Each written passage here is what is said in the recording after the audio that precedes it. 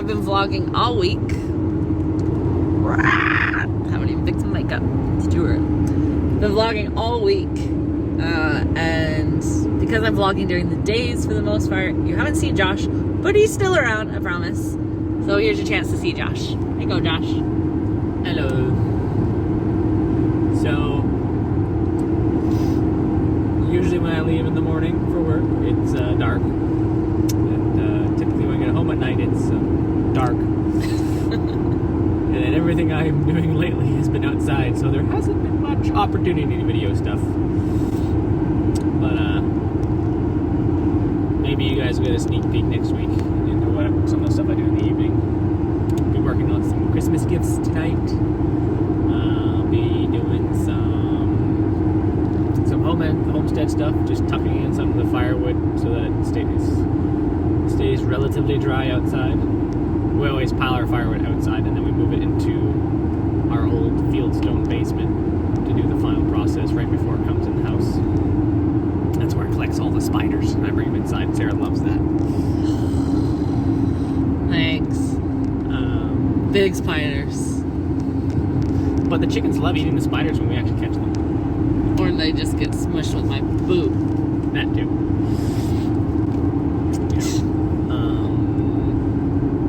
This week was really cool. We got we were doing demolition jobs at my work. We get to bring home some stuff, and my boss was very generous this week, and we got to bring home a bunch of really good stuff. That'll be very, very helpful. So we're very thankful for that.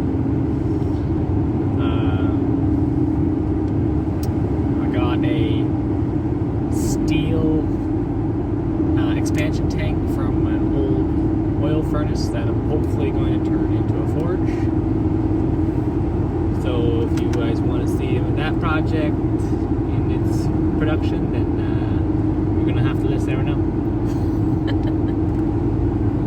It'll be like that TV show where they hammer out the knives and the swords. Forged in fire? Yeah. It's going to take me a bit before I get to that. I'm going to start with just making a shelf bracket, I think. That's fair. Just one flat piece and another flat piece at 90 degrees. You made a really cool fire poker a little while back. With help. A lot of help. Yeah, but you still did it. Yeah. It's just the beginning. Yeah. If that's your starting potential, then imagine once you get to know it more and set up your own forge. Like, so much pressure.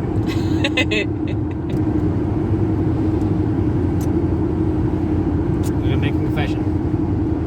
Pretty sure I'm addicted to coffee. I think I had 5 cups yesterday. No, you did not. You know, I had one at home. Actually 6. One at home, one on the way to work. One on the way to the job site. One at the job site. And then I got you on for date night. And then one last night. I didn't know you'd already had 4. Oh yeah, so just 5. Only 5. Okay, starting now. But cutting off the fair, supply. The ones on the way to the job site and the ones at the job site were mostly because it was so cold yesterday. Yeah, it's 0 degrees right now, so it's clear skies. So hopefully we will not have any snow today. I'm not ready for like real snow that sticks around. But the ground isn't frozen, is it? No, the ground's not frozen yet. Which is good because we still haven't put the garlic in. Yeah. Josh was like, not thinking that's as amusing as I think. Okay, it's gonna happen. It's gonna happen. Today's American Thanksgiving, so I'm not promising it'll happen today. The ground is But maybe prepped. tomorrow. We're just gonna plant it and cover it. So how deep do we have to plant it? 6 inches? That seems too deep. I don't think it's that deep. Okay. Usually you do it the depth of the long dimension of the seed. And so the garlic's about an inch long, so you put about an inch down. you do the pokey end up, right? Right where the sprout would come out. It Yeah. goes up. That makes sense, right? So your sprout comes out. Yeah. Garlic. If you do the pokey end down, it'll take longer for it to come out, but it'll have a better root base because the roots will be developing before that sprout hits the surface. I don't know though, because all the advice I've been given is to put it up. Okay. Fair enough. I mean, that makes sense. Or does it just go down and then come up? It's not so much a root basis, because I think the roots come out of the flatter end. It does go down and then it comes up, but it just takes longer for that sprout to make it above the surface, so that it gives the roots more time to develop. Oh, because everything's going into the roots because the sprout's not coming up. Yeah, it's not trying to shoot too much green yet. Or maybe I'm completely wrong in that. Comment below. My coffee's almost gone. Oh my word. I'm traveling down, okay. So I'm going down to drop Seal off to the vet this morning. I'll show you Seal in the back here. Well, there's his carrier. He has become very quiet because he's not happy about being in the carrier at all. But I'm taking him down to the vet this morning, and it's a little bit down. It's not far from our house, but it's going towards our favorite coffee place locally. Coffee shop's called Sip, and the coffee comes from up, I think, in Kentville, right? Is where they roast it, maybe. I think so. Anyway, it's a happy but kind of sad mistake that we discovered it because the coffee beans are a little pricey. Okay, they are pricey, but that's the best coffee beans We've found like in our coffee journey. You think, like, ever? Yeah. Yeah. Should I tell them our new residents? We have new residents. Oh, coming on. Coming soon I'm gonna to set a this down. homestead near you. Yeah, that's right. Coming soon.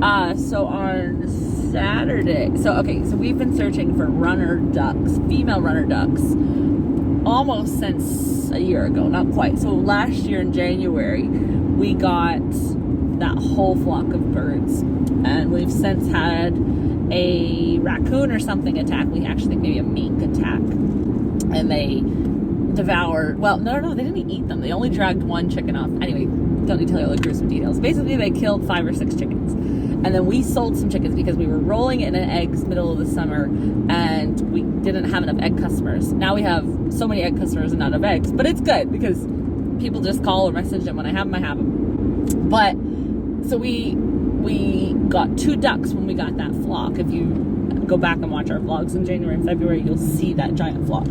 So 2 ducks, and they were both male. So they only just ran around and maybe ate bugs. They didn't lay eggs, right? Because they're dudes, and They mowed grass. they mowed the grass. Yeah, but I mean, I wouldn't say Didn't mow all the it grass. was just yeah. patches. But the thing is, during the summer, we didn't have to feed them at all because they just ate. I was on the hunt and have been since we got them just about, or since the spring, for female runner ducks. Because we wanted to breed baby runner ducklings because there seems to be an actual desire to purchase them around here. So we thought, okay, well, we'll raise them, have some meat ducks, have eggs from the ducks, and they live off the land for half or more of the year. So it's really, we can make it cost effective, especially if we can sell some baby ducks. Well, I have hunted high and low. I've asked on the YouTube channel. I have searched. I've put the word out. I've put an ad out on Kijiji. I have looked for runner ducks in Nova Scotia within a 5-hour range. Nothing. I thought I had a lead, and it didn't work out because they didn't end up with any females. And so anyway, I told my friend who knows just about every person in Nova Scotia, I'm pretty sure, and Maureen said, okay, I'll keep my ear to the ground. Less than maybe 2 days later, I think, she tags me in a post on FB, and sure enough, we are getting 5. We only wanted 3 or 2, but the person selling them wants them all together. So we are getting, is it 2 drakes and 3 females, or 1 drake and 4 females? 1 drake and 4 female ducks. It might be 2 drakes. I don't think so. No? Okay, I'll have to go back and look. If it's 2 drakes, we're probably just going to eat one right away. But Anyways, the only ducks we've been able to find for sale. yeah, the only Indian runner ducks. So that's the specific kind that we're getting. So hopefully in the spring, what we plan to do is if the group is 4 ladies and 1 drake, we plan to separate the 1 drake and 2 of the ladies into a different coop because we have an empty coop right now. And then put the other ladies in with Dot. So along with this exciting story of getting the runner ducks, one of the 2 ducks that we've had this whole time, because we had Dot and Dash, Morse code, Dash disappeared a week ago, 5 days ago. It's more than a week now, I think. No clue where he went. We've been seeing maybe some signs that there's some kind of animal, like a mink, hanging around, or something. or a raccoon or something. an animal that buries its own, like it covers up its own waste like a cat does, but it's not cat waste. So yeah, so we're not sure. So something got Dash, or else Dash just decided to wander off. Or maybe somebody's having him for Thanksgiving, American Thanksgiving dinner today. The kid was still our dog. That's going to be a very skimpy meal. Yeah, a very lean meal. Anyway, so poor Dot is all by himself right now. He needs friends. So anyway, these runner ducks are coming at a very timely time. Maybe Dash will show back up. Not likely. But yeah, so 5 new duckies coming Saturday afternoon. So when I'm up at that friend's house who found the ducks for me on Saturday, I'm gonna jot over and meet the other lady at Timmy's and pick up those ducks. So I'll try to capture it on film if it's not too chaotic, so you can see the ducks on their way to their new home. Yeah. We'll have to amalgamate Dot in with them. Yeah. So I think maybe like we'll stay in his territory and add the girls in with him. Yeah. Yeah. I mean, like, I don't. Otherwise, we might be eating a drink. Not Dot. Yeah, that's true. No, we're not eating Dot. I told Josh that we're not allowed to name any more animals because everything we have named, I don't think we've been able to eat anything we've named. No. I guess in other news, here's catching up on like the realities of homestead life. So Dot disappeared. Pierre, some of you guys were around for Pierre. Can I talk about Pierre? Yeah. Pierre died. Well, we had to put Pierre down. Back in that chicken attack where we lost 5 birds, he defended the flock and got injured and never really recovered from it, so we had to put it down. Yeah, like, so that happened in August, and he seemed like he was, like, for a couple of days he was really down. We were gonna just kill him right then, just put him out of his misery, and then he seemed to pick back up, and he seemed to be moving around a lot and doing really well. So now, okay, like, we'll see what happens here. And because we were emotionally attached to Pierre, yeah, so he just, like, as it got colder, we started to realize he's not the same kind of mobility, and he's really acting odd and limping a lot. Yeah, and the big thing that we finally got to the point is just like he was hardly coming out in the daytime to come outside, especially as it got colder. And we noticed, like, we had a silky hen, our only silky hen, sit on a whole set of eggs for just over 30 days, nothing hatched. And we realized he's not fertilizing the eggs. There aren't going to be, he's our only rooster in this group. So, I mean, we wouldn't have just put him down just for that sake, but when we started realizing, like, he's not having a quality of life anymore, I mean, some people might say, oh, it's just a rooster, like, just kill him. Like, but it is still a creature, and we really believe that we're supposed to steward the creatures. We do believe that you can eat the creatures, but you need to take care of them the whole time that you have them and care for them well. And we started realizing that he just wasn't having a happy life anymore. He wasn't feeling good. So that was really hard. Yeah, I think still, like, we were talking about this when we had our Q&A back in the spring when we celebrated 1 year on the homestead. We were talking about just, like, how death is, like, one of the hardest things about homesteading. Like, you know you're going to butcher things. You know things are going to die. But I think it's so hard when it's not something you plan for. Like, when you plan to butcher your bee birds or whatever, like, it's different in your head. Like, at least for me, Yeah. Anyway, well, I guess I could post this entire video separately because it's basically like a little Q&A. Maybe I will. Maybe you guys will get the whole unclipped content. I'm not sure. But we're almost at Josh's starting point for the day, so I guess we'll sign off here. I'm going to start filming again pretty soon after because I'm going to take you down to the vet with me. Yeah, anything you want to say? Bye, real quick? Have a good day. Enjoy your coffee. Bye, guys.